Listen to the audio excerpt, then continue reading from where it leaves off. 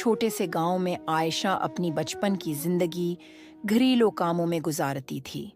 اس کے دن کا آغاز سورج نکلنے سے پہلے فرش دھونے اور کھانے بنانے سے ہوتا تھا، جبکہ اس کا بڑا بھائی کامران ان کے والد کی شفقت بھری نظروں کے نیچے کتابیں پڑھتا رہتا تھا۔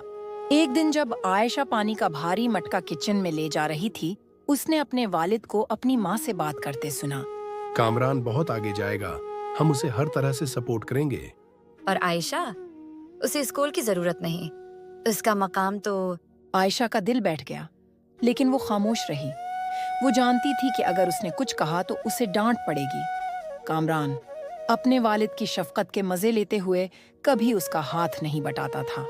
کامران کبھی پانی کیوں نہیں بھر کے لاتا؟ اس نے ایک دن ہمت کر کے پوچھا۔ اس کے والد نے سخت لہجے میں جواب دیا، لڑکوں کا کام خاندان کے لیے عزت لانا ہے، لڑکیوں کا کام خاندان کو چلانا ہے۔ سال گزرتے گئے اور عائشہ کی شادی ایک نیک دل لیکن محنتی آدمی سیف سے کر دی گئی۔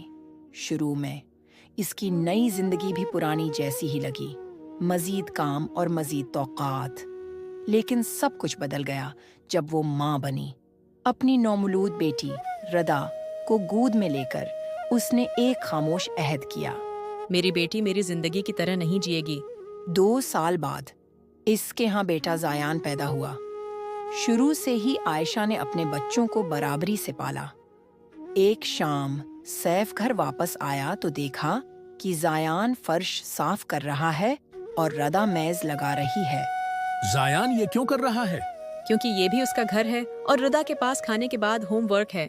جب ردا 10 سال کی ہوئی تو وہ ایک دن خوشی سے چمکتی ہوئی گھر آئی۔ امی، میں نے اپنی کلاس میں پہلی پوزیشن لی ہے۔ یہ بہت زبردست ہے میری جان، اسی طرح چمکتی رہو۔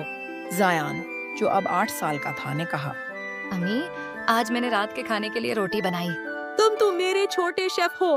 سال گزرتے گئے اور ردا نے اپنی تعلیم میں کمال حاصل کیا اور انجینئر بن گئی، جبکہ زایان نے کھانے پکانے کے اپنے شوق کو پورا کرتے ہوئے اپنا ریستوران کھول لیا۔ دونوں نے گھر کی ذمہ داریوں کو بانٹنا جاری رکھا اور کبھی بھی جنس کو اپنی ذمہ داریوں کی راہ میں حائل نہیں ہونے دیا۔ ایک دن ردا اور زایان اپنی ماں کے گرد جمع ہوئے۔